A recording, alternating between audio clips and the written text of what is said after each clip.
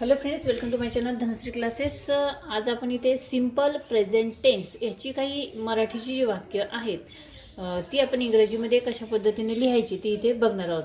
Simple present tense म्हणजे साधा वर्तमान काळ.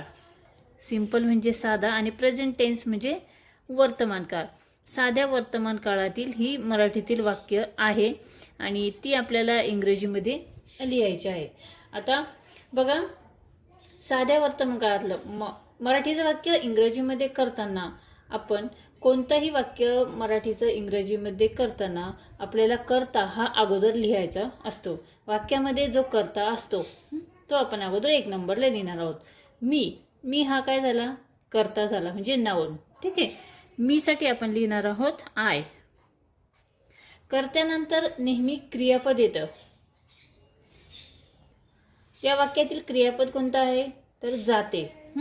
जाते. जाते म्हणजे जाणे. त्याच्यासाठी आपण वापरतो गो. गो म्हणजे जाणे. आणि कुठे जाते, गो टू. जाते आहे गो टू टेम्पल. कुठे जात आहे, देवळात म्हणजे टेम्पल. TEMPLE temple. आणि रोज जाते त्यामुळे आपण पुढे लिहिणार आहोत डेली. DAILY. ठीक आहे. I go to temple daily.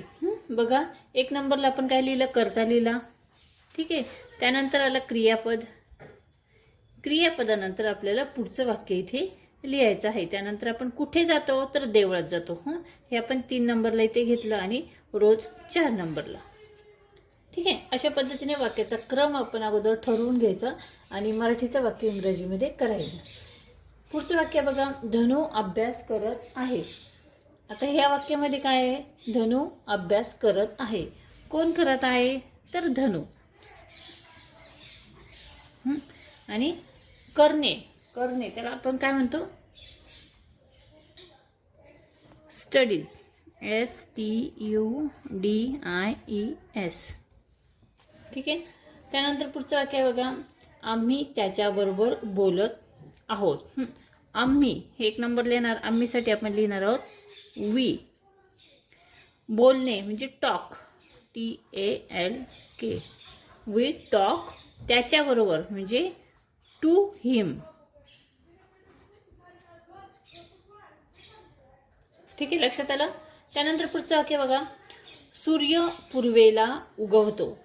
सूर्य पूर्वेला उगवतो. सूर्य हा काय झाला, कर्ता झाला. सूर्यासाठी आपण लिहिणार आहोत सन. आता सन, आपण सन हे फक्त नुसतं सन न लिहिता त्याच्या अगोदर इथे द लिहायचं आहे. The sun. The sun. उगवणे म्हणजे rises. RISES. The sun rises in. कुठे उगवतो, पूर्वेला. In the east. बघा, the sun rises in the east. या पद्धतीने हे वाक्य आपल्याला लिहायचं आहे. आणि अजून एक शेवटचं वाक्य इथे बघूया, तो मुंबईला राहतो. तो हा कर्ता झाला. तो साठी आपण लिहिणार आहोत ही. आणि राहतो म्हणजे राहणे. त्यासाठी आपण काय लिहितो, लिव. LIVES. लिव्ज. राहतो. LIVES. लिव्ज. कुठे राहतो, मुंबईला. इन मुंबई. इन मुंबई. ठीक आहे. तर अशा पद्धतीने आपण ही सिंपल प्रेझेंट टेन्सची 5 वाक्य इथे बघितलेली आहेत. अगदी सोपी वाक्य आहे, आपली नेहमी वापरातली वाक्य आहेत आणि ती आपण इंग्रजीमध्ये कशा पद्धतीने लिहायची ते आपण इथे बघितलेले आहे. हा व्हिडिओ तुम्हाला कसा वाटला मला कमेंट्स करून नक्की कळवा. व्हिडिओ आवडला तर या व्हिडिओला लाईक करा, शेअर करा आणि जर चॅनलवर नवीन असेल तर चॅनल सबस्क्राईब करा. व्हिडिओ बघितल्याबद्दल धन्यवाद.